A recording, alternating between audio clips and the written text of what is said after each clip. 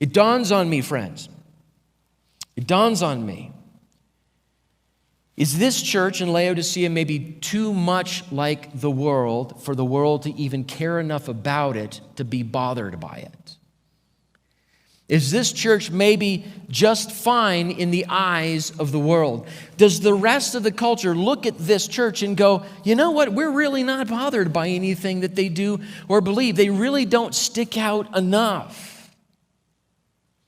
Friends, if the world that hates Jesus Christ by nature we are enemies of Jesus Christ. If the world that by nature hates Jesus Christ is just fine with my Christianity, what's wrong is my Christianity. Does that make sense? What's wrong is me. I've grown cold. I've grown lukewarm. If the world is not bothered by me following Jesus Christ, I have ceased to follow Jesus Christ.